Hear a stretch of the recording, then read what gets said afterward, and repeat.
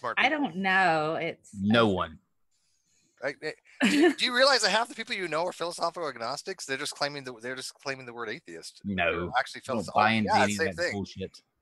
I think you're an atheist. Soft atheism is philosophical agnosticism. They're identical, literally Well, the same thing. I think you're. I just gave you guys $20. I'm just saying. Who did? Sandring person. Well, I believe that means that we're live. So, hello everyone, welcome back.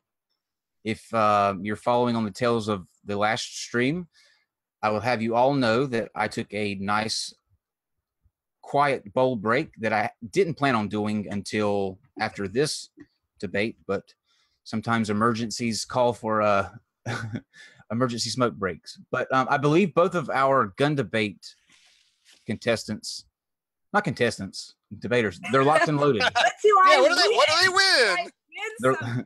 I want to totally win something. They're locked and loaded. So will you present your arms, guys? Yes. Present arms. Nerf, man, pump action all the way. Putting a Nerf cap. Is this called a Nerf cap? I don't know what the slang is. I don't think that there's a thing called a Nerf cap, but but you sound like you have street cred when you say that, so I'm gonna let it continue. Now, I'm gonna put a Nerf cap in that backside of yours. I would actually like that. We'll do it after the stream. You being hard doesn't work. It just. You should hear me rap. It's quite comical. There is an audio somewhere of me rapping to the Beastie Boys. I can't allow you to do that. No, I wouldn't do that here. Can't allow you to do that. Now, if you said Eminem, I might let you go for it in freestyle. But you said Beastie Boys, and no, not gonna. What is wrong with the Beastie Boys? You are not allowed Skittle. Everything. Skittle. That's a good name for you, Skittle. That's your rap name. My rap name is Scientist Skittle. Skittle, yeah. Skittle. I like it. Okay, so real quickly, we're gonna go through what we've got coming up for the week, and then read a couple of super chats that we had from the last show that we could not read, and we're going to take care of that very quickly, and then we will get into this very easy. It's a subject that everybody agrees on. There's not really much contention in. It's not controversial, so it'll be a nice kumbaya moment for everybody, and that is guns in America. So what could possibly go wrong? On your screen, you will see that we have Matt Ford from BuzzFeed. He's one of the editors from BuzzFeed. We did an interview with him a while back, and we're going to be releasing that tomorrow for everyone. Monday, we have Jerry Griffith, who is Dr. Griffith's husband. She's a fan favorite here, and he will be joining us to go through how King James KJV'd the Bible. On Tuesday, Prophet Azad versus Modern Day Hysteria. They will be debating on the premise, is believing in God rational? And then on Wednesday, Emperor Atheist and Nate Brody will be joining us to talk about the experience that an African-American has being an atheist. On Thursday, Bunty King excuse me. I'm so used to saying that when we have debates. This is going to be a discussion on free speech. It'll start there, but that will be between Bunty King and Vadim Newquist, who is the slave to creationist cat. On Friday, another fan favorite, Tim O'Neill, will be back to talk about the Dark Ages. And yes, that is Tim O'Neill on that center horse. And on Monday, we have V from Theomachy coming back to do part 2 of the issues with Islam, which was very interesting first go round. So he'll be back to finish that up. We'll come back to the dinosaur thing in just a second. On the 28th, we have Saitin Brugenkate, and he will be taking on Raul from Street Knowledge. And then on the 14th, we have Christians Against Dinosaurs and Joe from the Virus episode the other night. They will be teaming up to take on a powerhouse in the paleontology world, and that is Mr. Vale. He's been on Joe Rogan's podcast several times.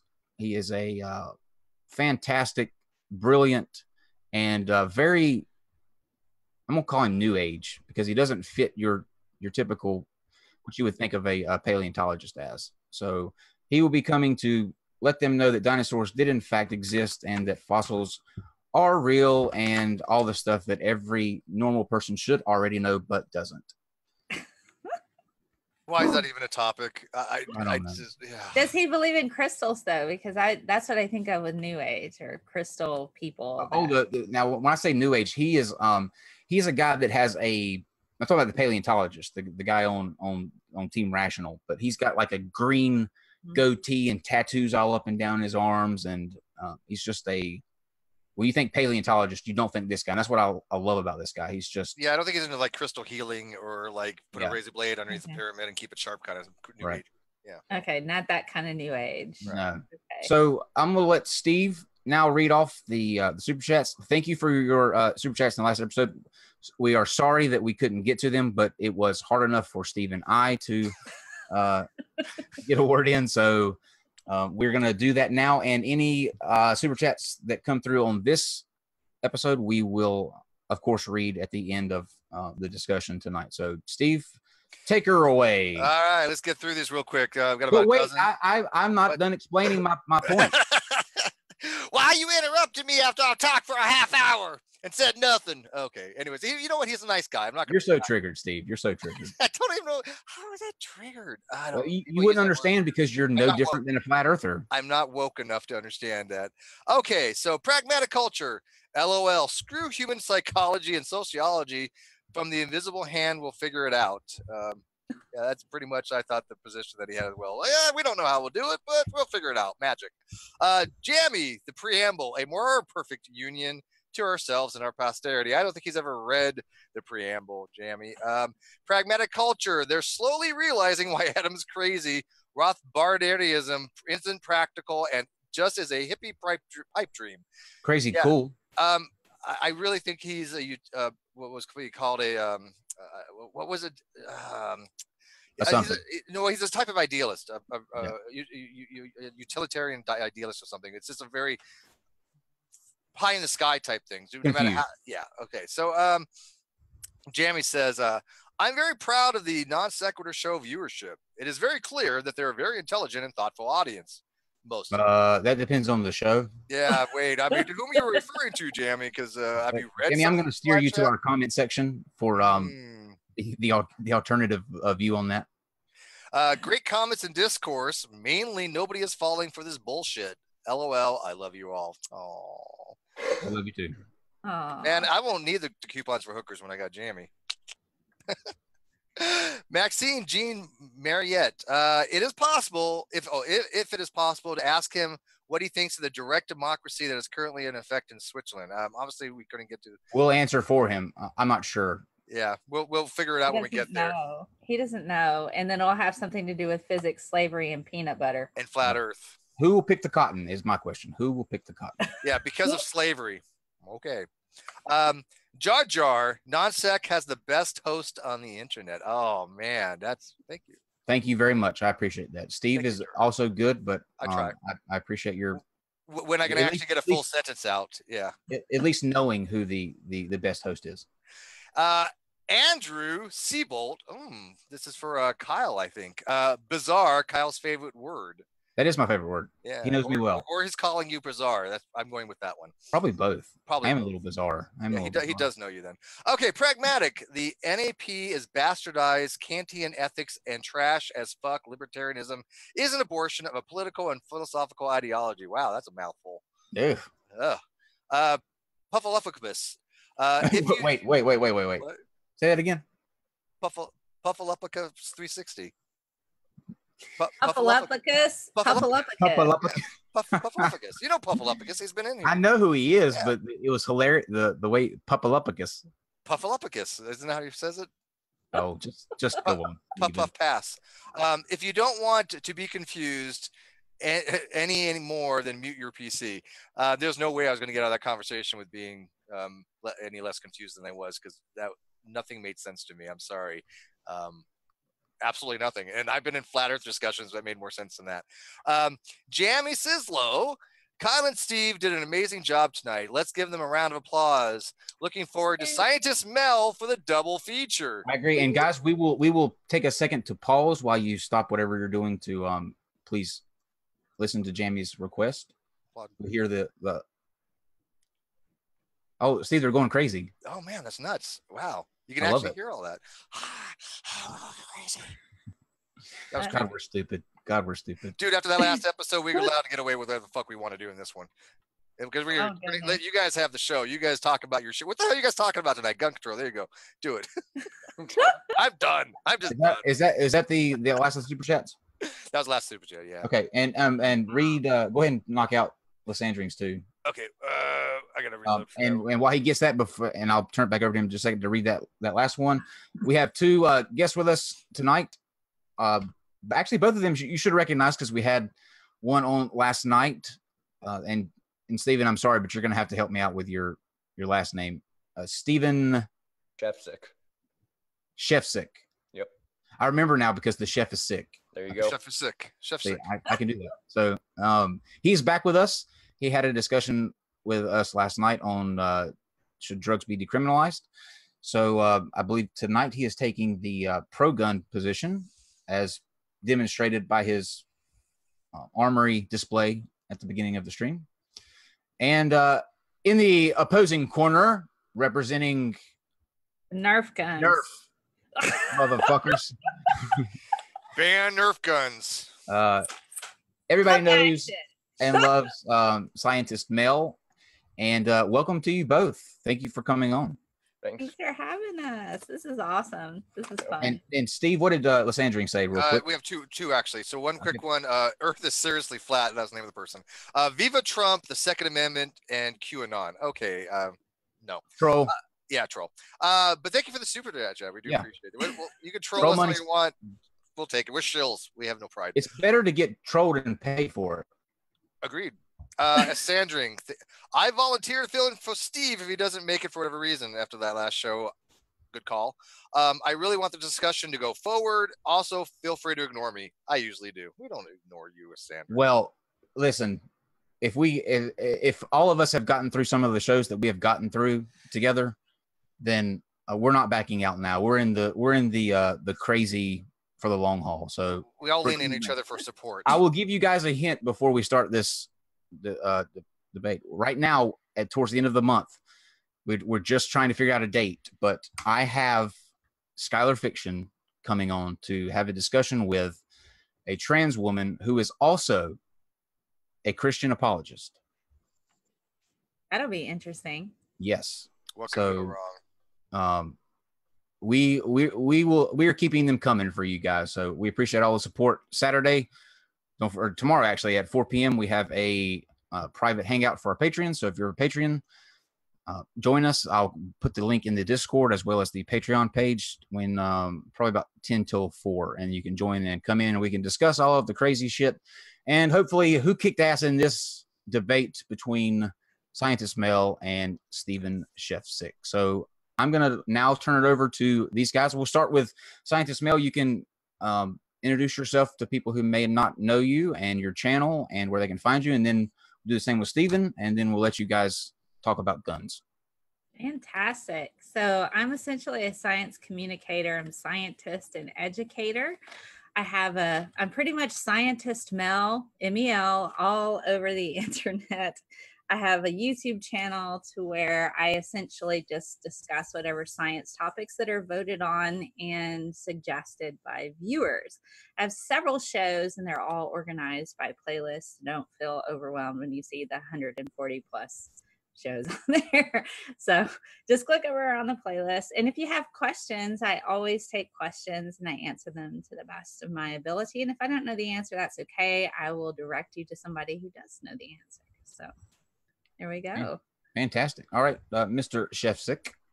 Yes, sir. My name is Stephen Schteick. I don't have any really cool degrees or initials after my name, so or a channel or anything else like that. Most everything I have is self-taught, taught through my family. So, yeah, that's pretty much me. I stay at home and take care of my son and our 5 dogs and probably a goat and a couple mini chickens and goats in the future. I don't know. My wife wants to get this whole mini farm going, and I'm not okay with it. But I love baby goats though. They're the cutest. why? Why would you have a baby goat? They Listen, don't. let me tell you a story. Let me tell you a story. Where the last place that I worked, they had a baby goat that they weren't expecting, and the mom wouldn't have anything to do with it, so we had to bottle feed it. And so every morning when I went into the office, I would pick this little thing up in my lap and bottle feed it. And it got to where it was like a dog. It would follow me around the office and jump up on my legs, and it was the cutest thing I have ever seen in my life. So those are literally the greatest things on the planet. So okay, yeah, but it's like a lap dog. Cool, I get that. But when you're actually trying to use them to keep the yard down and produce milk, and I mean, how much does you want slave goats? No, I don't agree with slave goats. No. Well, they're not. I mean, is it a slave goat though? Totally. It's wandering in your backyard. Does a goat have a weapon? Probably. Goat have a weapon. So I think the best place to start would be, actually, we'll ask you to, Mel. Do you have a preference since you're the lady? I would really like to hear what he would have to say about. Okay. About I kind of want to go that route and see, his what he has. Show us what you got, Scuba Steve. All right. Go for it, Steve. Mel, I got to say first, I love the Doctor Who in the back. Is that a safe, or what is that? That is a lunchbox, actually. Oh, but check this out. I have a Doctor Who. I can actually make this hover, but if I do it right now, it'd be really hard. But I can usually make this hover and it spins. Oh. Listen, guys, y'all are being too friendly right now. Okay, sorry. The knockout drag out fight. This is about guns, so I need you to put your NRA faces on and get a sonic screwdriver. So. Oh, I got one too. Mine's broken. But all right. So I wanted to try to approach this debate as pragmatically as I could. So I did as much research as I could, looking at CDC, ATF. What are the actual numbers? Mm-hmm. Now, there's 32,000 deaths that happen in a year, gun related. And more than half of those, almost 21,000 of them, are because of suicide. Mm-hmm. And if we look at most of what the mass shootings are, I think we can all agree that most of these people are not mentally right. So I think the question really comes down to the mental health side of the United States. It's not so much the gun that it is the person. If we don't correct the mental health or the societal issues that we have in these areas, like just Chicago, where you had over 3,000 gun deaths last year, then we're not going to fix the problem. It's the gun is the weapon of choice. Yes, I agree. And yes, I can actually even admit that in several states, and this was news to me, most of the southern states have an issue with gun violence and a lack of gun laws that follow up. So those areas I could agree need reform, because statistically you can show that when you have a decent amount of checks and balances in the way of making sure that you can't just walk up and grab a gun, that it doesn't happen as often. So I really think the question should be, how do we stop these shootings from happening, not how do we take the guns away? Okay. So are you? Oh yeah, no, we can go back and forth. Okay, fantastic. Yeah. All right, so of the 235 mass killings, only 22% of them are by the mentally ill.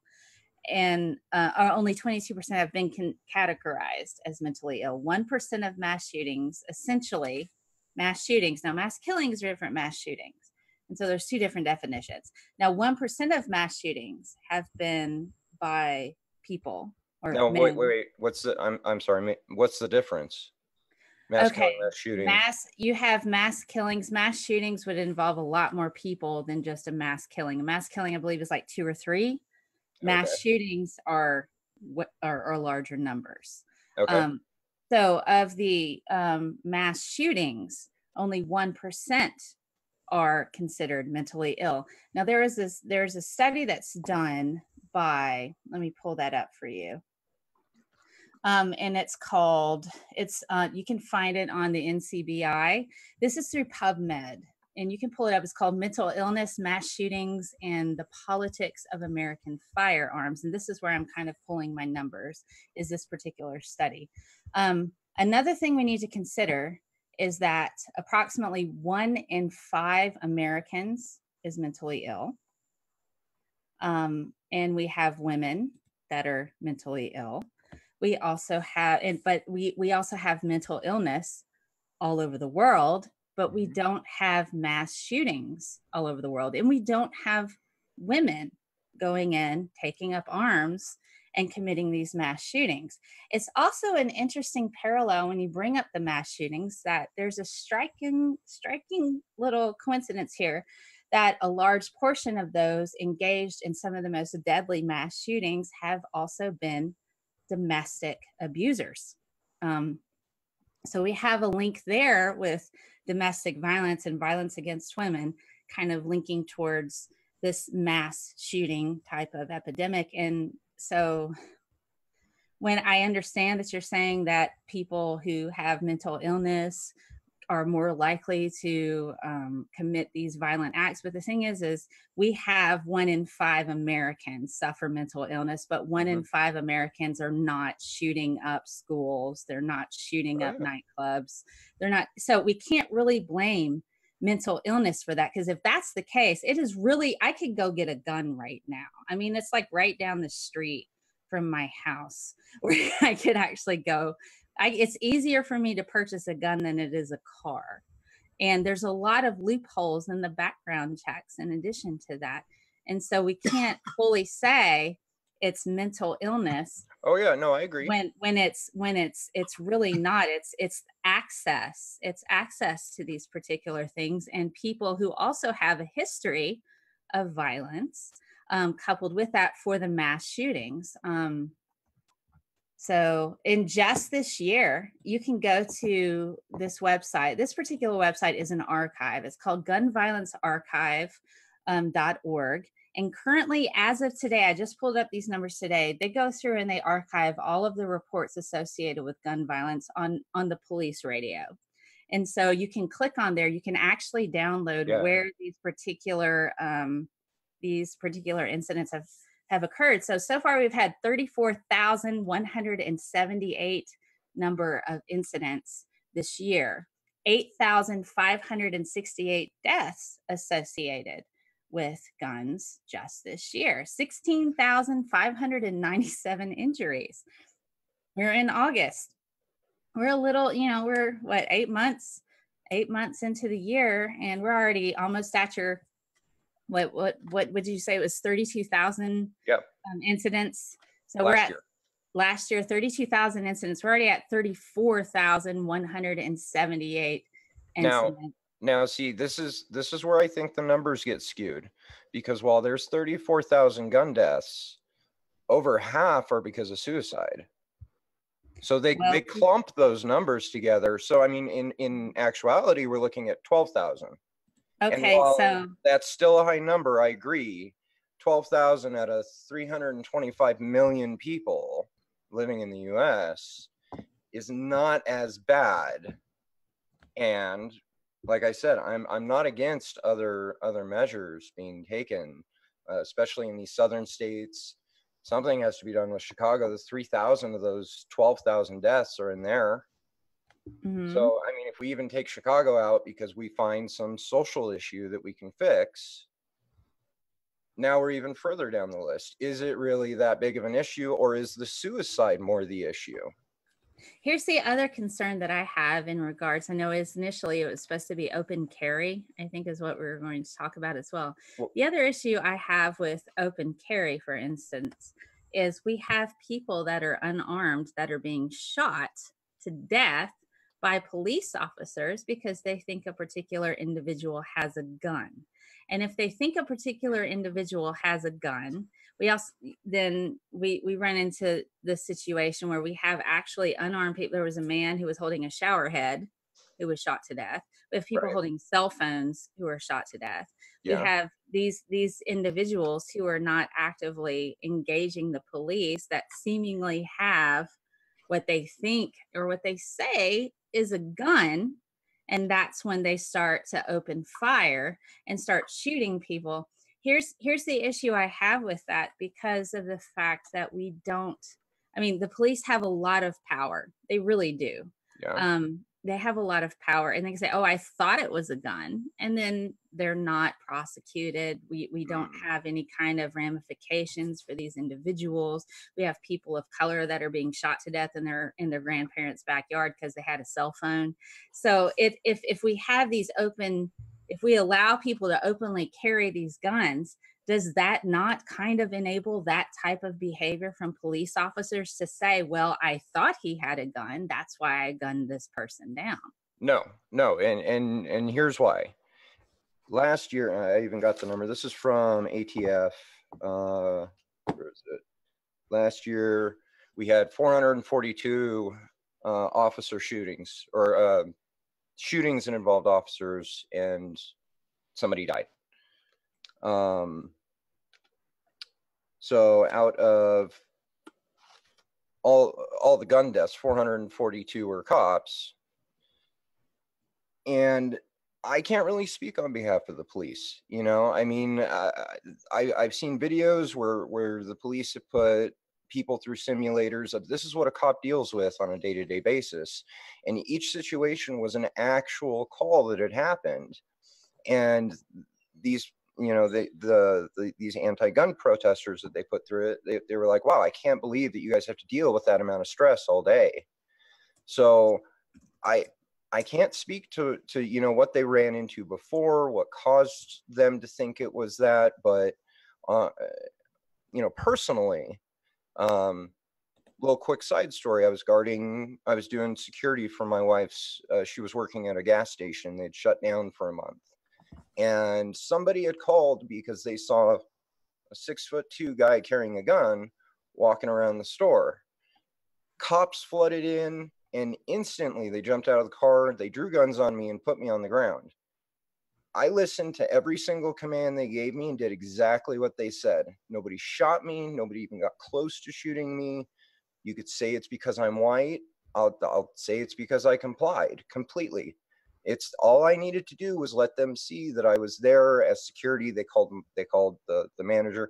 I was in and out. They were in and out in like 10 minutes and apologizing the whole time. So when you comply, like we're supposed to in this contract that we're supposed to be socially with the police and the government, that when the police come, they're coming for a reason. And if they're coming for a reason, I'm going to listen to them so that I can get them out of there as soon as I can. Okay. So I don't really see how, out of all the gun deaths, the 440, maybe a handful of them were because of misidentified objects, or it was dark and this guy had been running and turned around with a cell phone. You know, I can't speak to exactly why the officer shot, but if it's not justified, then I expect it to be taken care of. And a lot of times we see that happening. We see police getting in trouble now, police going to jail now, police getting fired now. And I think it's why do you think that is? Why do you think they're just now dealing with that? Body cams. Body cams? Yeah, I really think that's what it is. I mean, the media hyped up when OJ and Reginald Denny got beaten in Los Angeles, which rightfully so. Those were, you know, grotesque crimes that happened.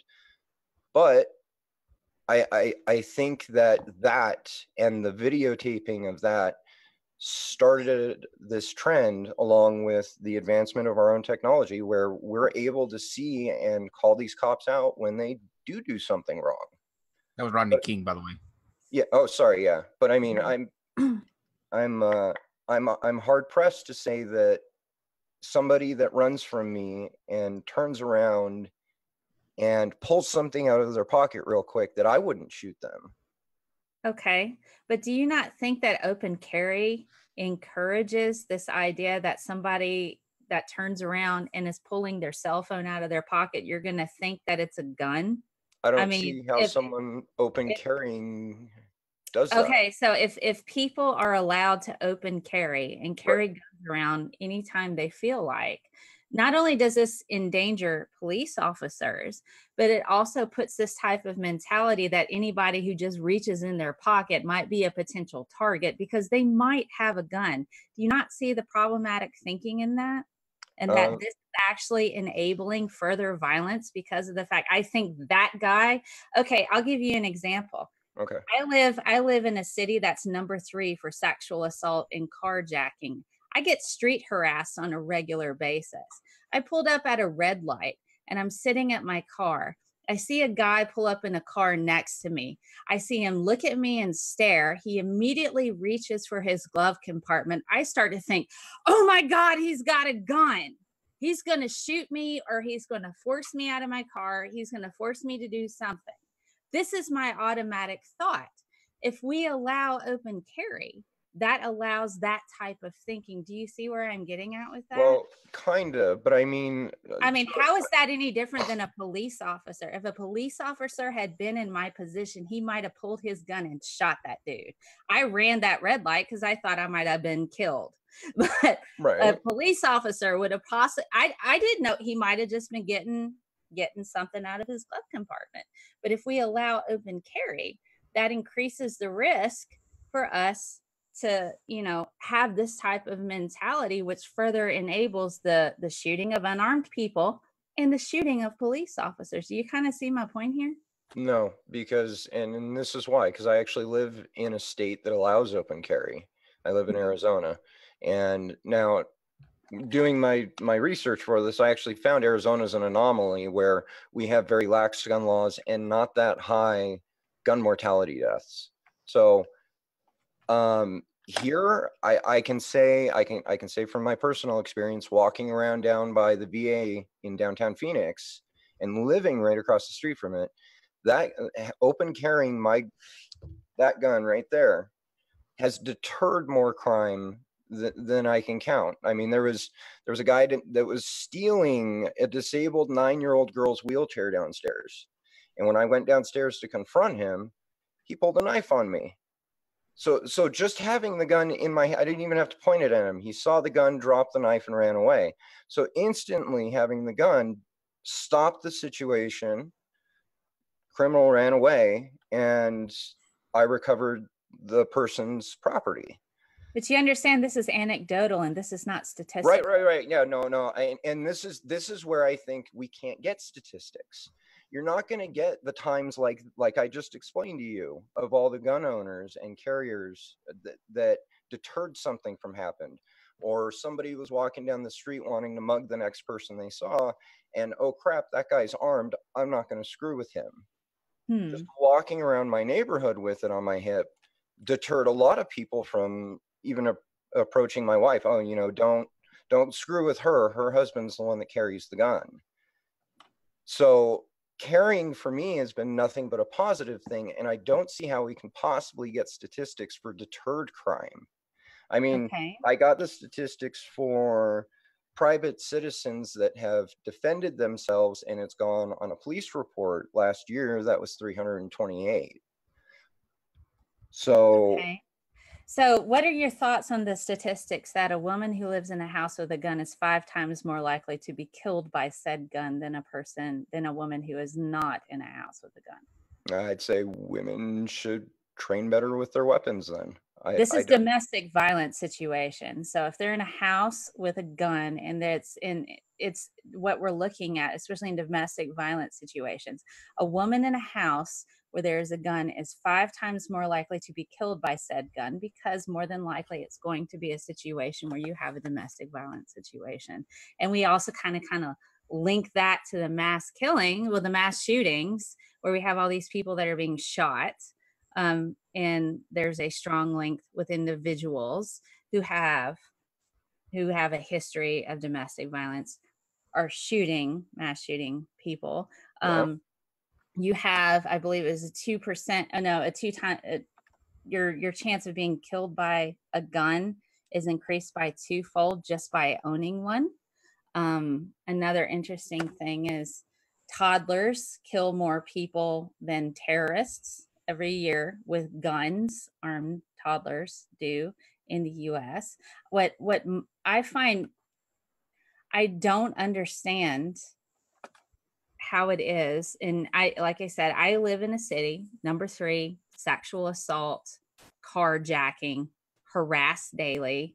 I don't see how me carrying a gun is going to stop a person from taking that gun from me and using it further to harm me. Because the statistics show if you carry a gun, you're more likely to be killed by a gun. I mean, that's what the numbers say. Yes, but again, we're looking at just reported incidents that are, you know, we're not reporting any of the things where it deters it. So I don't see how we can bounce the two numbers off each other. Well, here's the problem with deterring. You can sit here and you can think that you holding your gun is the reason why that guy dropped that knife. Maybe, maybe not. You Fair can't enough. possibly know what's Right. going on in his head. You don't know. Maybe and so it's just, you can't assume that just because you had a gun, he decided to stop. Maybe it's just because you walked in the room and he thought, oh my God, there's another person here. You see what I mean? It just, it. Okay, so are you for full gun ban? No, I'm not for full gun ban. I'm Okay. for sensible gun laws. And the thing that I have a problem with is a lot easier to get a gun than it is a car. Okay, so I agree that there are definitely many states, several states, at least 10, that need to reform their gun laws and kind of catch up. I'm not one of those people that thinks that the Second Amendment is all inclusive with every type of gun. I should be able to own anything. You know, there should be some sensibility to the background checks that we do with people, but I fail to see how someone like me or Steve or Kyle carrying a gun is going to harm anyone, especially since, you know, I mean, I had my training when I was in the military. I did more when I got out. So, I mean, I'm fairly confident with my firearm use and situational awareness. So, well, but you've had training.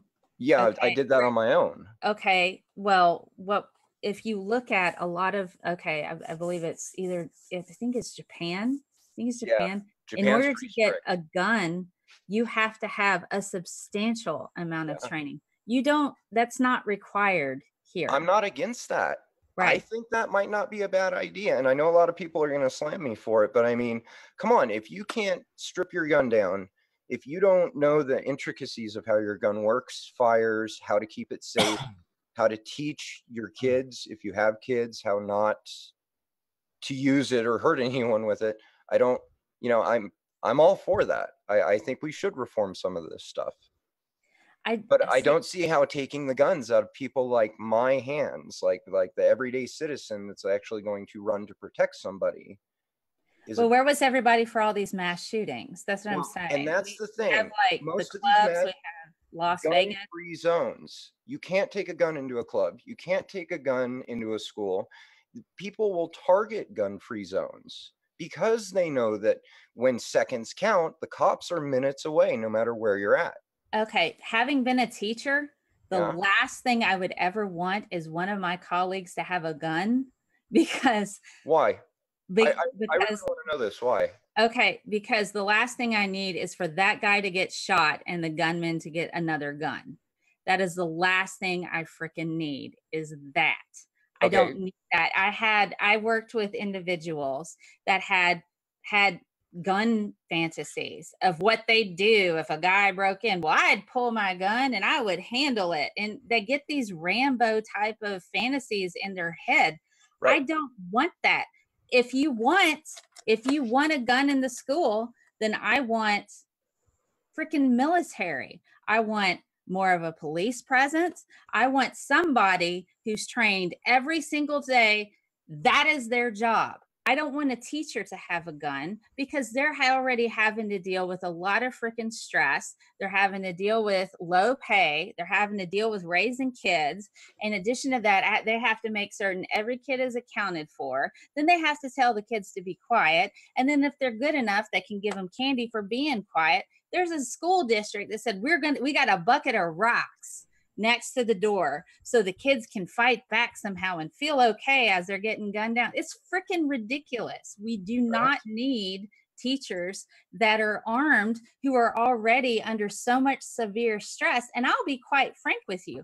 I worked with an extremely racist teacher that I reported because he felt like he could personally handle all of the crime in the inner city if they just let him take his gun and go there and handle all the bad guys. And I'm like, this is a teacher who taught in the hallway. And here I am going, I'm all about diversity. I'm all about tolerance. I could no longer associate myself with that person because I did not want my students to hear the racist crap coming out of this dude's mouth. So I don't need teachers with their own personal ideologies, especially in a gun-heavy state, thinking I'm going to be Rambo and I'm going to save the school when they're just going to get shot in the face because they're not going to be in tech gear. They're not going to have all of the appropriate armor. They're not going to have the training. Guns do not have any business in the hands of any teachers. Their job is to teach. If you want to have more of a stronger presence in the school, then pay for the security of the military, of the police, something like that, who are trained every day to deal with that thing. You know, I would be all for that, but I think then it would be this big argument about we're turning everything into a police state, and you know, we got military on every corner. It's that's a good point. Is to get rid of the semi-automatic weapons that can be easily altered, like the AR-15s with the bump stocks, where they have very close to automatic sprays.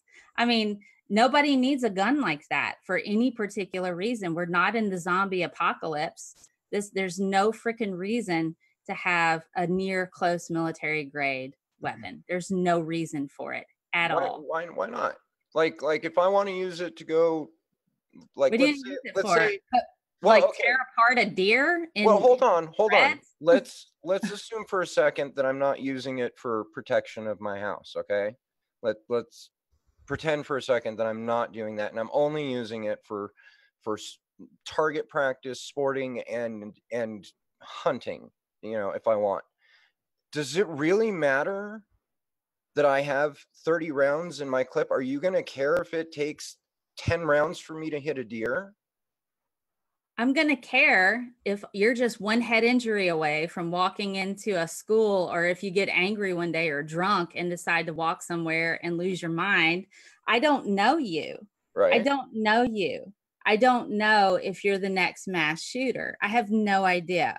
So we need to remove those particular weapons that can spray bullets at that particular rate. There's no reason for you to hunt away. And if you want to put your hands on a super fantastic rifle like that, then let's heavily regulate shooting places where you go and you can, like, oh, I want to hold a machine gun. Then go there at a range and shoot with a very regulated type of situation where they're all on lockdown, where they're all accounted for, where they're all counted. And you can say, I would like to shoot a machine gun. You can do that in Vegas. They have an entire range where you can just walk right in. I would like this particular gun. Why, thank you so much. Oh, I feel fantastic. Thank you. Have a fantastic day. And then you walk right out. If you feel like you need that kind of sport, have a range for that, where it's on lockdown, taken care of, and not just freely sitting in somebody's house where all they got to do is get mad one day and then go and shoot up a school. Okay, so then why stop at guns? I don't know what you're saying. Well, why not remove anything that could make an explosive from people's homes? Okay, so how often do you see people making Molotov cocktails, going outside schools and throwing them? You know what? Up until about 96, we didn't see a lot of school shootings, but that became real popular in the media. So it's taken off. I think Because if you there's remove a lot of gun laws have been a lot of really lax, and when the semi-automatic rifle, you know, that wasn't actually renewed, so people started buying up AR-15s the moment that particular ban was lifted. What about shotguns? And it increases every single time there's a mass shooting. There's an increase in AR-15 sales. Yeah, you know what? You know why? Because people love guns. No, it's because people are afraid that that's the first thing that's going to be attacked, is it's going to be taken away. I almost did it after this last one because I was afraid that there was going to be some rule implemented where all these guns that I enjoy shooting and having and that were going to be gone. Okay, well, why don't we have a gun range and you just go there and shoot them all you want? Why? Why do I have to do that? If I can safely why do you have to have them at your house? Because I don't have any guns, and I don't feel like a personal need that I have to shoot things constantly. Well, that's you though. But I mean, for instance, I live in a rural area. I need guns. We have wild animals. We have bobcats that come up here. We've got javelina. My neighbor has animals that have to be protected. There's a skunk. I'm hunting a skunk currently because it keeps tearing apart the chickens. What's wrong with just a regular hunting rifle? What is that? Are you talking bolt? I'm not talking about semi-automatics. I'm talking about like a bolt action. Yes. Okay. What's wrong with that? That's a bigger caliber. Okay, but you can't walk into a school and take out 15 kids in a matter of 30 seconds. So are we going to also, well, I mean, if I'm going to walk into a close quarter combat situation, I'm going to take a handgun and a submachine gun that shoots handgun bullets. Okay. So why do you need a submachine gun to take out a bobcat? Preference? What if that's the only gun I'm really good with? It's no different than the AR-15. Get better at another gun. So, I mean, I don't understand why that's hard for you. Get better at shooting another rifle. Okay. Okay. What about handguns?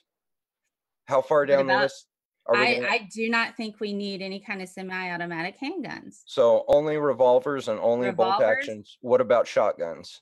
Shotguns, I don't have a problem with if they're used for hunting. You can't necessarily, if I walk in with a big giant shotgun, you're more likely to be stopped than with an AR-15. Right, but if I walk in with like a Tech 9 that shoots 9mm, I can get just the same effect, if not more. If it's just a revolver, then that's something else. I've seen a guy reload a revolver pretty quick. He can still be taken down a lot quicker than with an AR-15 or some other type of gun that's going to that sprays that many bullets. Well, I disagree, and we have to have semi-automatics right now. It's illegal to have automatic. Well, why do you need a semi-automatic? I don't see why I can't have one. Why? No, you're not answering. Why do you need a semi-automatic to handle what you've got to handle in your rural area? Why is that necessary? You told me you have wildlife and it's you have to take out why do you need a semi-automatic weapon in order to take out wildlife? Are you that bad of a shot? I might be, yeah. Then practice better and go to a gun range. Okay, then I would say the same thing for people that, you know, don't use their firearms properly or don't store them properly. Go learn, get better at it. I don't have a problem with that, but I don't think anybody needs semi-automatic weapons or AR-15s. Get a revolver, get a rifle, and handle your business that way. And you keep saying, just to clarify real quick, Stephen, I think what you're saying is that you should have the option. It should be your right to own whatever kind of capacity magazine that you want, right? You don't have a specific reason for why you would need a magazine of that capacity. Well, I don't know. Steve, can you clarify? I don't think that can you clarify a semi-automatic? Because people seem to have a little bit of confusion what a semi-automatic is. Because semi-automatic to me is one shot, loads it in the chamber, it does it automatically, so you don't have to actually manually load it yourself. Right? And then tell us what if you do have a because I'm interested in that too. If you do have a reason why you would need, you know, specifically that kind of magazine. Sure. Okay. So semi-automatic basically just means that every time I pull the trigger, the gun will fire and then cycle back and load a new round into the chamber, and I can fire again. That's all semi-automatic means. And why why do I need a 30 round clip? What if there are multiple mountain lions? 30 mountain lions like coming at you? Well, Or okay, how now many you're mountain talking lions? about an AR-15. It's a very small bullet.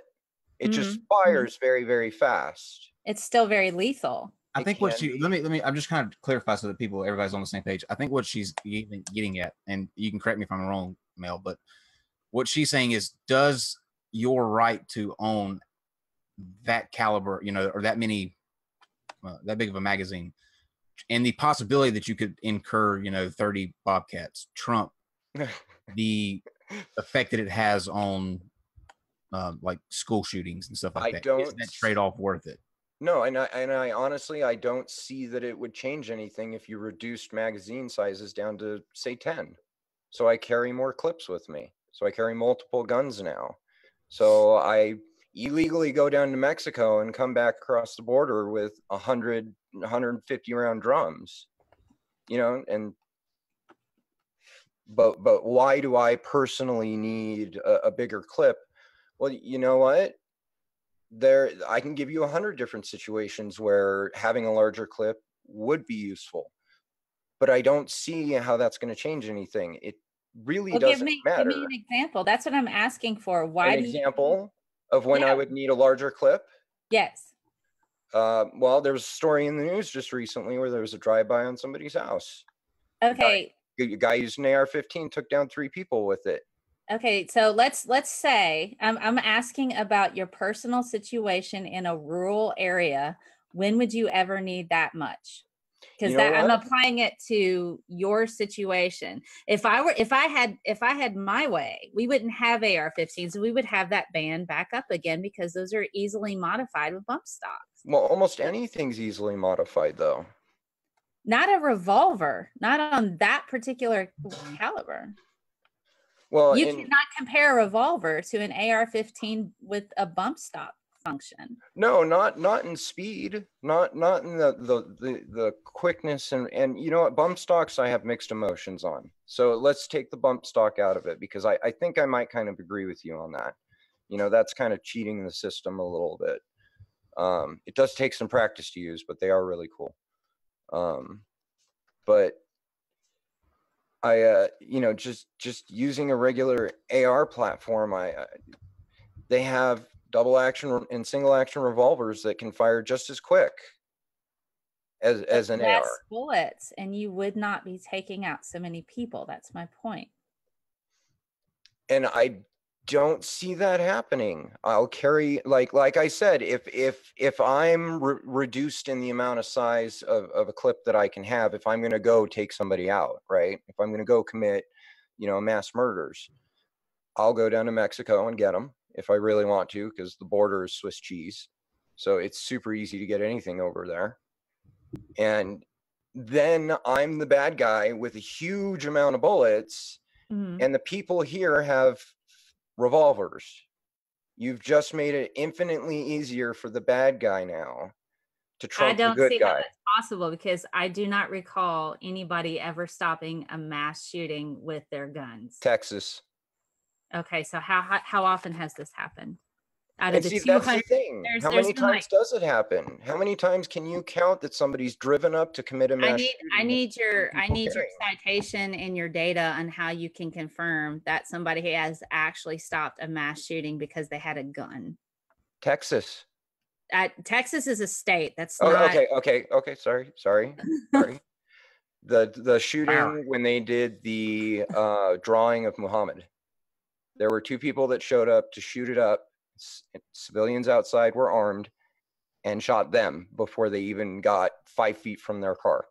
That prevented a mass shooting. Okay, so they shot them before they even drew their guns. No, they had from what I can remember from the story, they were walking up out of the car with their assault rifles, walking towards the building, and somebody confronted them. Okay. And when they went to raise up on them, they got shot. So the common denominator in all of this is the assault rifles. No, because Kinda, but I mean, a lot of mass shootings like Columbine and They had access they to had several handguns. rifles. No, they had handguns. But they had access to a lot of them, and that was the fault of the parents for having them laying around. Okay, good. And now that we've gotten back to that, I get that, but that's right. Okay. So, but what I'm trying to say to you is that the main common denominator amongst all of this are the AR-15s. Now, you mentioned having to haul your cookies. Okay, if you were in Las Vegas and that dude had just a couple of revolvers, we would not have had the same outcome as we got with that dude. Yeah, but I can't tell you what would have happened. What if he would have changed his whole plan to using bombs? How? We don't have bombings like that here. Do you know how hard? Okay. Do you know how hard it? Okay, this is coming from a chemist. Okay. Do you know how hard it is to get the components to make a bomb? Have you any idea how difficult it is? Well, I think it would depend on the grade of bomb you were looking at. It would depend on the grade of bomb, right. And getting the components just to make the bomb is way more freaking expensive and far more difficult than buying a gun. Now you just buy propane tanks. You buy propane tanks and you set them on fire and explode. Do you think that's how bombs work? Well, makeshift bomb, yes, but I mean, we see bombs. Just if you go to Home Depot and you get your propane tank and you light it on fire, you think? Well, no, I'm not saying that that's actually how you're going to make a bomb. It's just with a propane tank and a flare and a gun. They have a Molotov cocktail. That's a redneck cocktail, right? No, and I can't say to what this. Use a flare and a gun. It's not like Jaws. They don't explode like that. They use pressure cookers in Boston, and during the marathon. Mm-hmm. Though that is easy to do. That's ezy to do, and it did hurt some people, but it's not at the same level of lethality and death and injury as an AR-15. I don't, and see, that's the thing is I don't know what these people would have done in lieu of having a gun. A lot of these people, I would say, are obviously sick in some way. The engineering and technology that's required in order to make a bomb that does the same level as something with an AR-15 is not standard knowledge. That's what I'm saying to you. It's not something that you can just walk around and go, hey, look what why do you think it's so hard to get freaking Sudafed? Because methamphetamines. Okay, but I think we're dancing around the problem though. I mean, I really don't think so. Do you know how to make a bomb? Have you got that particular knowledge? I won't say like bomb. Like I'm not, I'm not making. I'm already on it. I'm pretty certain I'm on an FBI watch list because of my degree. That's the first thing they told us in grad school is you are now officially being watched by the government because your education alone. So I already know that they're watching me because I do know how to make certain things because of my education. It is not common knowledge, and there's a reason for that. You have to actually know the chemistry behind that in order to make something of substantial damage that would be comparable to that of an AR-15. Can we talk after the show? Do what? Can we talk after the show? I don't want a cookbook. Hey, I learned nuclear stuff. I go big. Fuck the chemistry stuff. And just to clarify real quick, in the live chat, somebody looked up the Texas case. They were stopped by an off-duty police officer, not a civilian. Oh, okay. Okay. I stand corrected. Okay. So, okay, here are my thoughts. I'm not looking to take away people's guns.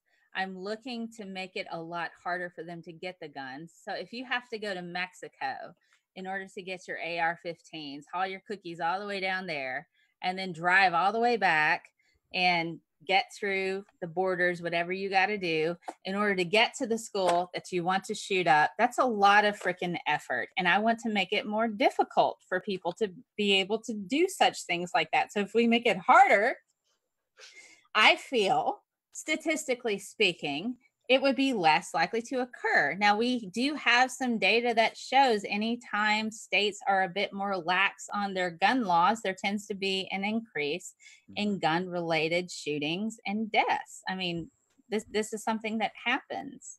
It's and when you mention the suicide, okay, 1 in 5 people suffer mental illness. And yes, guns are the #1 choice of suicide. So if we sit here and we say, Well, you know, most of the time people just kill themselves because, you know, they're taking their own life. We shouldn't count that.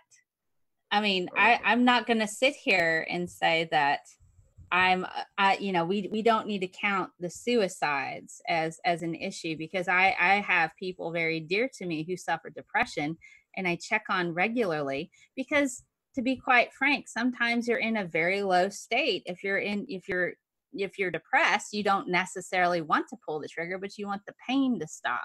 So for them to have access to that, and not everybody is clinically diagnosed, and there's no way to do that with a background check to determine whether or not this particular person has clinical depression, because not everybody goes to the doctor for that. So I'm not gonna sit here and say, well, we shouldn't count the suicides. You know, that's still, you know, it's still striking and quite upsetting. Yeah, no, I agree. I agree. I'm not saying not to count the suicides, but I do feel that if somebody's going to commit suicide, the gun is one option. If they don't get a gun, they'll probably do it with pills. It's somebody. If you're going to do it, you're going to find a way to do it. So I'm not saying not to count them. I'm saying that that's not always true. That's not necessarily the case. If it's harder to get a gun, they're less likely to commit suicide. No, I think the gun is just the means to the end. I don't think that somebody looks at a gun and goes, "Oh, I'm going to shoot myself." Do you know how hard it is to overdose? Do you know how hard it is to overdose to the point that you would commit your, you know, you would have to have certain prescription drugs that would be lethal at a high amount. It is very, very difficult to get your hands on such things. I disagree completely with that. Like 100%. I guarantee you, I could walk down to any methadone clinic at any time, pick up 500 milligrams, 1,000, and I'd be dead. Okay. It is not hard. In fact, it's not even expensive. Okay. So, I mean, I'm not saying not to count them, and I'm saying that there is a problem there, and suicide typically has some sort of mental illness with it. It's the reason why they committed suicide. So again, the mental health needs to be addressed in this country, and if we can do that and knock those numbers down, we're down to almost insurmountable, like it's minuscule numbers that we're getting to compared to the population then. But we still have bigger problems with drunk drivers than we do with everyday citizens carrying guns. But it's a lot harder to get a car than it is a gun. In some states, yeah. In just about every state, because cars are far more expensive. If guns were made to be more expensive, if they were more expensive and they required substantial amount of training, if they required licenses, if you had to renew it over a period of time, I'm not against that. Taxes every year. That's a lot different. And so if we made it more difficult, yeah, and I'm have guns.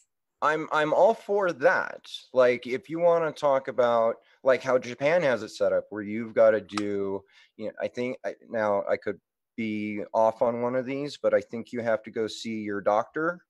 You have to go to the police department and fill out an application. You have to have where your gun's going to be stored. Like, the police have to be able to come in and check it once a year. You have to do a training class on the weapon and how to use it. You have to actually go to the range and show it. Like, I'm not actually against all that if you're going to own a firearm. But if you're going to own a firearm, I don't see why limiting what type of firearm I can have changes much. I don't understand why you have to have certain firearms. That's my, and I feel like the easy fix for that is to have a gun range where you can go and shoot said firearms. Well, we have that with automatics now. There's a couple ranges you can go to where you can shoot automatics because they are illegal, and yet people still keep getting a hold of them. Yeah, but it's in far less amounts than if we just legalize them, don't you think? Wait, say that again? Because they're illegal, there's far less amounts of them than if we legalized them. Well, yeah, of course. Okay, that's my point. If you want to shoot an AR-15 or something like that, or an automatic weapon, then why not have gun ranges where you can have them highly controlled in a heavily controlled environment to where they can go and just shoot all they want, shoot pictures of it. It doesn't matter. I don't understand why you have to have this in your house. Okay, let's take it down this way. Do you think people should be allowed to own guns for sport? Like, I'm sorry, you froze. oh, I said, do you think people should be allowed to own guns for target shooting, for sport, just for play? I already said I don't have a problem with like a revolver, certain types of hunting rifles. I don't mind that. That doesn't bother me. Okay, what about for home defense? Home defense. I mean, if you have a rifle or a gun like a revolver, I don't have a problem with that. I have a problem. But now you're limiting my ammo amount. Let's say I get a home invasion of 7 people and I've only got a 5-shot revolver. How? Okay, the statistics of 7 people coming into your house. Go down to 3. Let's do the ninjas and pirates. Okay, thing, go to 3. Go to 2 or 3, even 2 or 3. Okay. The statistics that anybody would even break into your house is so considerably low anyway. And then when it just one person, let alone 2 or 3, you probably have an equal a statistic of ninjas flying into your house and throwing stars at you. Take it down to 2. If you wake up in the middle, if I wake up in the middle of the night and I walk down my hallway and there are 2 people that have broken into my house, and if all they have is a revolver, hold on, guys. Let's say all I have is a revolver. Let everybody finish out their thought. Let's say all I have is a revolver, and they both have revolvers. They've got 10 bullets, I've got 5, and I've got to hit them in the dark, bleary-eyed, trying to protect my family. If I miss, I'm dead and my family's dead. Now, if I have a gun that gives me a multiplier, a force multiplier, where I can defend myself against 2 people in the dark if I need it, I now have 30 rounds that I can cycle through before I have to worry. Okay, I'm gonna look up a statistic. Mel, do you have a statistic on zombie mountain lion attacks? Yes, I want to know that. I don't. You know, I'm curious if they've ever. It may not happen statistically often, but it is a scenario that is realistic. Yeah. Okay, if you're the 1% of the world that gets attacked by 2 people who happen to both be armed, that are just there for the sole purpose of shooting you and not taking your stuff, that's the 1%. So I mean, get an RPG, you'll be fine. Roll your D20. So you have a greater risk of dying of cancer, I would think. What is 1% of the population? Just curious. 300 and some odd million Americans. 325 Americans. So 325 million Americans. So 10% would that be 32,500. So I feel like the one I don't know if that's the actual. Let's see. I'm trying to find, because my understanding is most home invasions are about just taking your stuff, not actually killing you. So, right. Thinking of 1%. So, but it doesn't not happen. It can happen that somebody's going to break in your house and kill you. I've been assaulted, but not in my house. Well, I have been assaulted. I don't see how. I mean, this is interesting. Was that a year though, or is that like an all-time statistic? What? The 1%. Oh, I don't know. I said no. I didn't. I haven't looked up the 1%. I'm just saying if that's what the statistic is, because I feel it's extremely unlikely that 2 people would break into your house for the sole purpose of killing you. That's what I'm saying. I would think that they would break into your house because they want to take your stuff, probably your guns, because that's a thing that happens often. And I don't have a right to protect myself from those people then. Okay, so if they're breaking into your house to take your guns. Well, I don't know their intention of what they're doing. I have 2 people in my house armed that aren't supposed to be there. What are you to think? Well, I would think that this particular scenario is extremely unlikely, and I would just take my chances on not having additional guns in my house for them to steal and use against me. Unless you have them locked up, like you're Unless you supposed have them to. locked up. Okay, so if you have them locked up and you're in your bed asleep, and two people break in with two guns, how quickly can you get to your safe to unlock it, to pull your guns out while they're handed there with their guns ready to go pow pow? Well, first of all, not all my guns are put away. I've always Okay, got so you one. don't. Okay, so you leave some guns out. No, you have a nightstand gun. So I've got one gun that I keep by me when I sleep that you can't see unless you know exactly where it's at. Okay, so you Now- don't lock up your guns. No, I lock up my guns except for the one that I use to protect myself. And while I'm getting this gun and going down towards whatever threat may be in my house, I would wife- never want to be in your house if you have a gun that's just left around just for the sake of you having it, because I don't know you, and I don't know if you would lose your mind one day, drunk, pull out a gun and start shooting people. That's what I mean. I have no idea who you are. well, yeah, and, but you know, so it's like you wouldn't be in my house unless you knew who I was and we talked. Yeah, that's true. That's true. After getting to know me, you would understand that I am the least violent person you would ever come across. I have come across people that I thought were really nice and charming and turned out to be extremely toxic, horrible people that stalked me later. So Right. that really is not much of any kind of help to me. So I didn't think you were going to tell Steve that, though. do what? I didn't think you were going to tell Steve that, though. Well, look, So, I mean, so if somebody breaks in your house with a hydrogen bomb, what do you do? Well, you just like, oh, well, you know, look who's in office right now. It's like we've had our run. We have a big orange hydrogen bomb as president.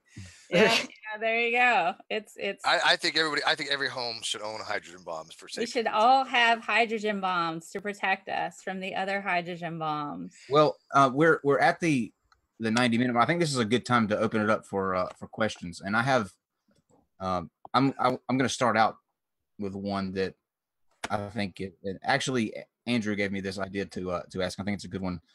What do you guys think about the rise of these 3D printed guns? Oh, that's a big freaking problem.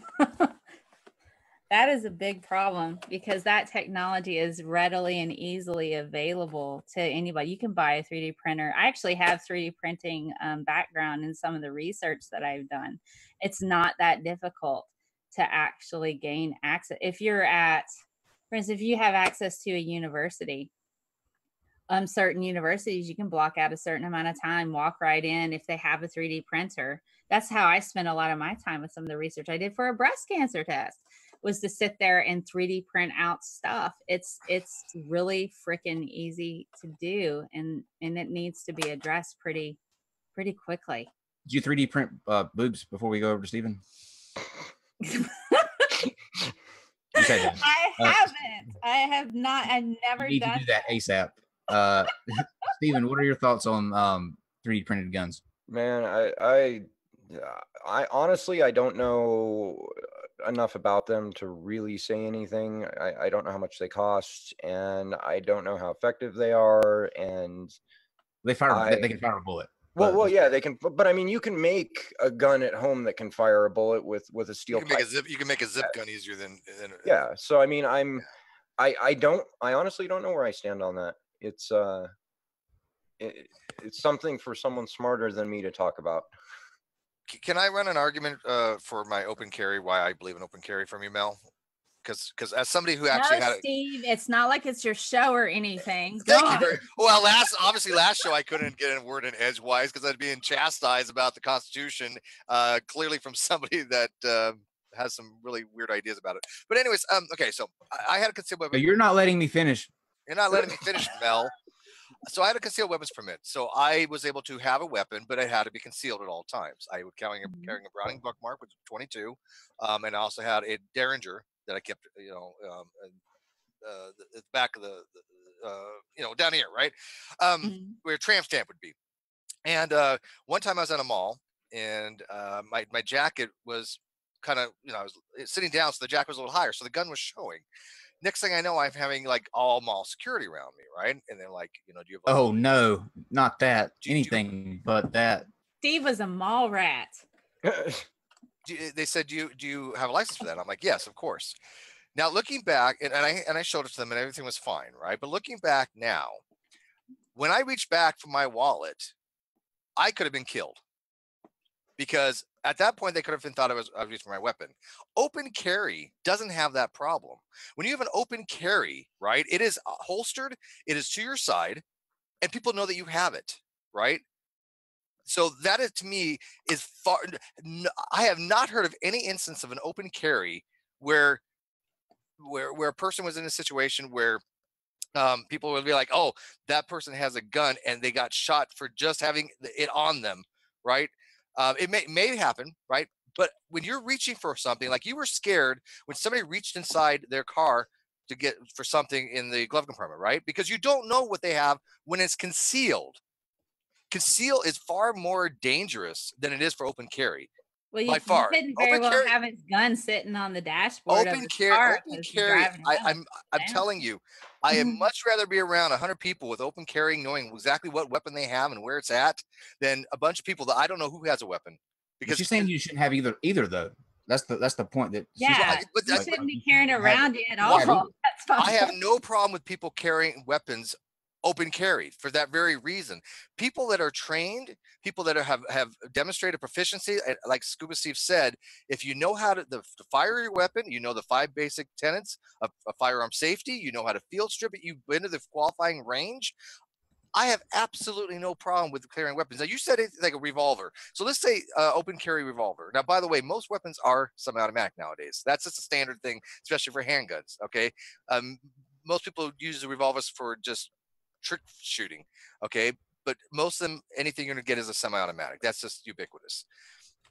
When you're in certain states like Texas that have open carries, nobody cares. People walk into these stores. They have restaurants where they'll issue you a gun if you don't have one. People are not afraid of the open carry. And so this original topic was supposed to be on the thing with open carry. I have no issue with open carry.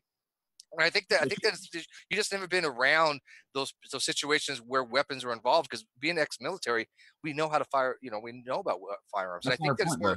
I think it's a fear factor more than anything, Mel. To be honest with you. Yeah, her point was that nobody should carry a gun. Yeah, that's not. Yes, I disagree.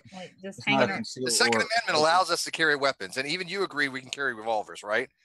And I'm telling you, if you're trying to protect your house from animals or something like that, if we're going to talk are we going to talk about the Second Amendment, because that was before we had police and an army and muskets. You can have muskets for everyone. It is Nerf guns in every I am telling you, it's like Oprah. You get a musket.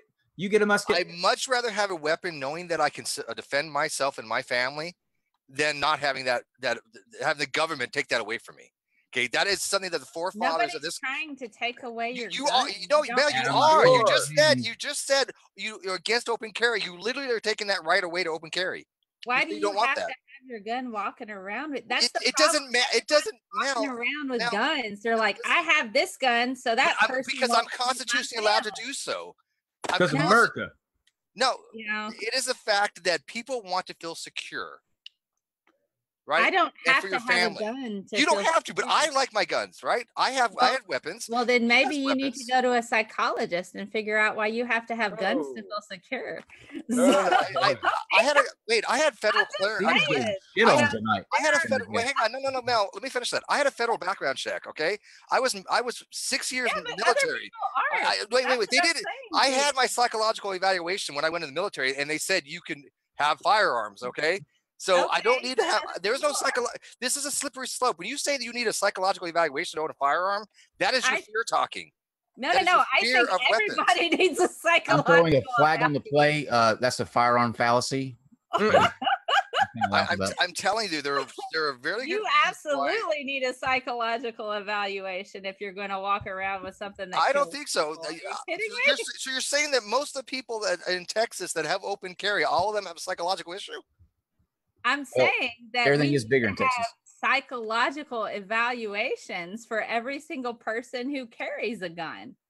Oh no, I no. Okay, are you saying that you should be evaluated before you can have a weapon? I have no issue with that. That I do think there should be some regulations in that regard, right? I think you should go to a Okay, so range. if you've had a psychological But that's not what you said. evaluation, You think that if you want to carry a gun, it seems to imply that there's some. What I'm saying is, if you feel like you have to have a gun in order to feel secure, you might want to talk to somebody about that. What is there to talk to? They'd be like, yeah, get a gun. Why do you have to have a gun to feel secure? I'm just curious. Have you been in this? You've been in these situations where you had life or death situations. Given the situation where you are in peril, I'd much rather have a weapon. There's nothing psychological. I don't want a weapon because you don't have to have one, but you cannot tell other people that they don't have the right to do it. And they do have the right to do it. I certainly, if I'm in a situation where somebody's walking around with an AR-15 and somebody else shoots them and takes it. We're not talking about AR-15s. You keep throwing back to the AR-15. The AR-15 is not what I'm advocating for. I am talking about open carry for the simple 9mm, a Glock, right? Or a 45, a Desert Eagle. Neither one of you agree. It's fine. You both can disagree with each other. It's fine. We don't need to divulge into Kyle has had it with everyone. I've had it with everyone. After tonight, I'm not watching another. I think I need a psychological evaluation because I keep producing this fucking show. Just kidding. If you want she doesn't. No, I really don't. You need to go have a psychological evaluation. No, I'm kidding. I love you, Mel. You know that. But I'm telling you, I don't think you've thought this through for people that are saying that people that she just has a different opinion, and that's okay. Agreed. Okay, so Steve, were you Scuba Steve, were you getting ready to say something? No, I lost my train of thought. I'm with Steve on this. I open carry for that exact same reason. It deters. I know it deters. I've seen it deter. I've never had an issue whatsoever with it because people know I have it. Cops know I have it. Nobody here in Arizona that I've run across, except for one person, has ever even said anything to me about it. By the way, I'm sorry. I thought you were finished. And when something happens, when anything happens, it's good to have a good guy that knows what he's doing with a gun. Like I said, when you need help and cops are minutes away and you just have seconds to do something, no matter where you're at in whatever city, the cops are never going to be there exactly when you need them. So I would rather have the ability to protect myself, because if they're going to do something to me and take my gun and shoot me, they were going to do something to me anyway. So I see it as a way to protect myself against somebody who thinks that they've got the odds beat and can do something to me. Okay, how's that different than walking around with a bucket full of rocks? I like to think that in these cases, Liam Neeson is really there, that you can call him like you did on Taken and to intervene. So I open carry Liam Neeson in these situations. I'll take Bruce Willis. Fair enough. So I think we got a couple of super chats to read, and maybe a couple questions. Who Dave received? Do you have those handy? I have the super chats. Okay, yeah. So we'll go ahead and roll with some super chats and see what the crowd had to say. Odian gave a super chat. Didn't have a comment, but thank you, Odian. Mo, the personal freedom argument for gun ownership is no longer sufficient. Gun owners are responsible up to the moment they're not. Responsibility. Well, yeah, and I totally advocate for personal responsibility when it comes to firearms. And I think Scuba Steve agrees. Yep. You need to go through a safety course. You need to know your weapon. That's fine regulation. I mean, those things are normal course of action, things that you should be trained for. Anybody who owns a firearm, if you're not trained for it, you're an idiot. Yep. Emma, the gun grab argument is stale and ignorant as well. I personally would hate to go to school where I'm treated like an inmate with armed teachers. I agree. I don't think teachers should be armed. Straight up. That's ridiculous. Mel, you convinced me on that. Yeah, I'm against that, but I do think police presence, I'm okay with that.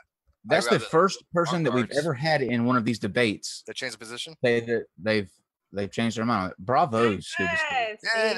Now we can convince her about open carry. Not gonna happen. Yeah, probably not. Not going to happen. Like I told you, Steve, you guys changed my mind on a lot of things, and admitting when I'm wrong or when I've changed my mind is one of them. Yeah, good fellow. My sister is a teacher. She's been a teacher for 20 years, working on her PhD. Even though I have nothing to do with her, I understand what the shit she had to go through and stuff like that. I wouldn't want her carrying a gun, I assure you. I don't think teachers should ever carry a firearm, even when they're licensed to do so, because there was one time when that teacher was licensed to do so, and he accidentally discharged his weapon. Yeah. So, MO again, I prefer to shoot my bobcats with an Uzi. Come on, Reed versus Eller. The right to bear arms is not unlimited. And I have to agree with this. Look, I don't think high capacity clips, dude, you're never going to be, I agree with Mel on this one. If you're in a situation where you have 15 bobcats coming after you, you got bigger issues, okay? All right, high capacity clips you don't need. I mean, listen, you have to have some kind of compromise. I'm all for some weapons. AR-15, I'm cool with, right? I think people have a bad rap about them. Semi, as soon as they're modified to be fully automatic, unless you have a gun trader license, you're committing a crime. I agree. I'd like to point out too, Stephen, that you in that case you committed the bobcat fallacy. Oh, awesome! I have a fallacy now. I wanted to point that out to the fallacy count. I have to tell you, this whole 15 zombie bobcat. Okay, yeah, bad argument. Stupid. And I'll tell you this: the thumbnail for this will be changing to feature the bobcats. The bobcats. Awesome. Pavlovicus, what does he think of the 200 round drums sold concurrently? Again, like Thompson guns have high capacity rams too. That's dumb. You don't need a 200 round drum. That can't be a real thing. No, the Thompson. Let's see in 5 years somebody be like, "You're taking my right away to shoot 200." You can't have my 200 rounds. No, come on, you're smart. That's a slippery slope argument. Come on, that's like saying, "Oh well, really not. I have a Gatling gun." No, Bobcat. That's a lot of bobcats. That's a lot of bobcats. There's a distinction between a 9mm personal carry semi-automatic and a Gatling gun. Let's be realistic here. Okay. That's a lot of bobcats. Carry 81. It's funny how those people don't need an AR until the NRA pushes. They might be taken away, usually after mass shooting. And until then, their lives are fine without them. And that's a fine point Kerry makes. Look at I do understand that the concern that the government try and take away weapons. That's always a concern, especially in a democracy. However,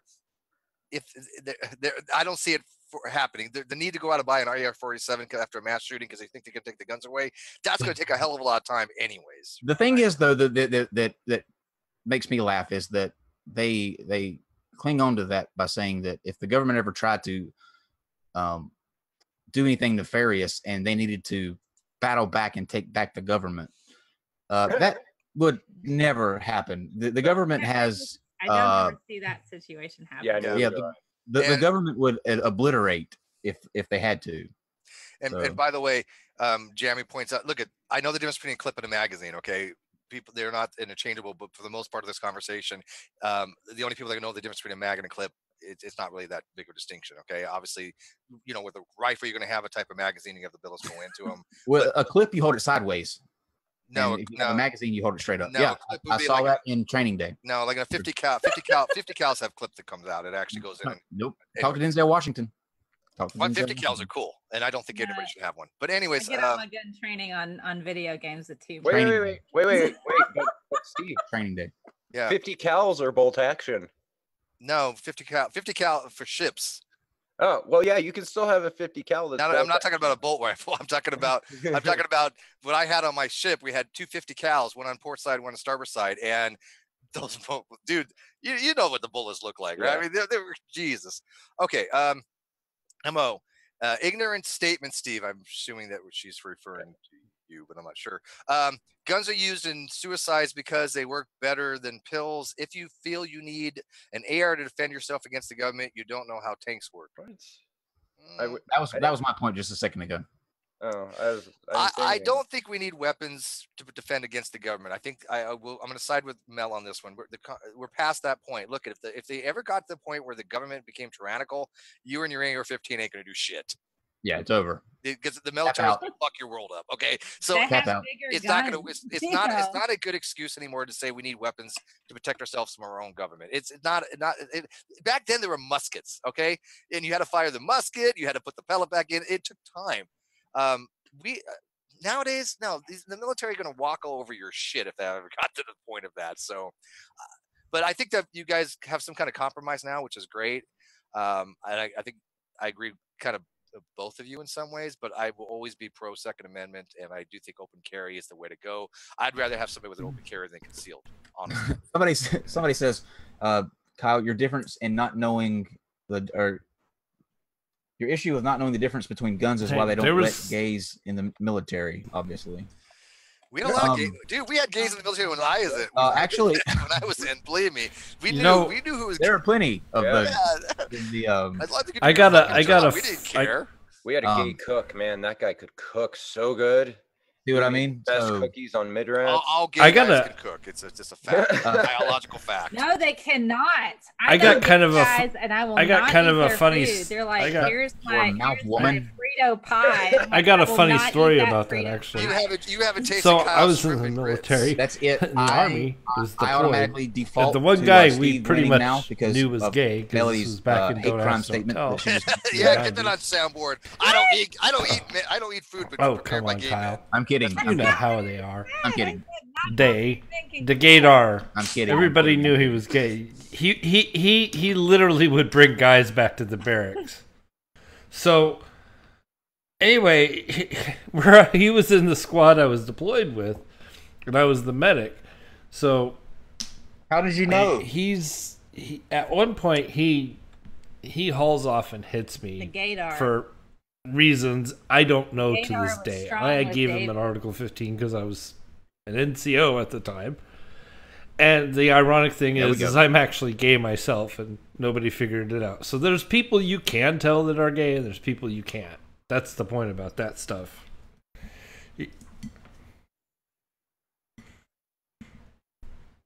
Wrong. Fake news. Ha.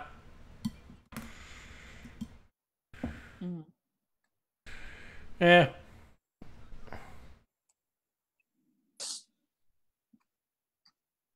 I didn't know you were gay, David. That's cool. Wrong. I don't think he's a right winger. I don't think he gives a crap if I'm gay or not. Fake news. Fake news. Dave is bi. Well, if he's with a man, he's gay during the time that he's, with a man, but he can still be bi. No, he's not. He's just confused. How uncomfortable are we making the right winger over here? Steven? The what? The right winger. I'm kidding. Not at all. I'm basing that off of a conversation that we had earlier where he was a Republican at one time and now he's not. But I got to tell you, I would be fine going to Steve's house knowing that he to be proficient in shooting guns outside those of the video game. So I'm not sitting here from like a. Wait, somebody throw down with you here, Mel. Wait, Mel, you got a really big super chat here. Mel, I love you, but I'm going to officially challenge you to debate gun ownership and carry laws. Also, you can't just ignore me. I just did this now, though. It's like we'll set it up. I think Lysandrine takes my position, if I'm not mistaken. Lysandrine is a that would actually be a really good. We should do that. That would be a really good discussion because he is he's a trucker, so he travels back and forth across the country, and he has a unique perspective on why people should. I think truckers should have a firearm. Goddamn right. So yeah, we can set that up if you want to. Sure. People always start, it's I almost feel like the Mel, I love you is the equivalent of the Southern bless your heart at the end. It is. Bless your heart. Or the butt, or this. Like, I don't mean to offend you, but anytime you hear the words, I don't mean to, I'm not trying to make you mad. I always get mad. Like, never fails. But when you start with that. If they sit there and say, Kyle, you're so stupid, bless your heart. It's just like, don't bless my heart. Like, that just makes it worse. Just stick with the you're stupid part. I can go with that. Just stick with the you're stupid part. Okay. So I want to thank Scientist Mel and Stephen Schteick for joining us for this debate. I'm glad that we were able to come to an understanding where everybody's on the same page and everybody agrees. Yeah, that's very rare. Yeah, you did. I'm going to challenge Mel to debate her on evolution. You did. The devil planted the fossils. Exactly. That'll be your answer. I'm going to pull out every Hovind argument that I know. Oh my God! Can I borrow your gun? Like which one? Yeah. Just whichever one's most powerful. I just need to. Do you want me to shoot my camera, Kyle? Yes, do it. That was very uneventful, wasn't it? Let me try again. Let me try this. Oh, wait until I close this out, because that'll be the best way to go into the end card. All right. Okay. So I want to thank these two for joining us. You can check out their channels. It will be in the description. We'll be back on Monday. Non sequitur. Your facts are uncoordinated.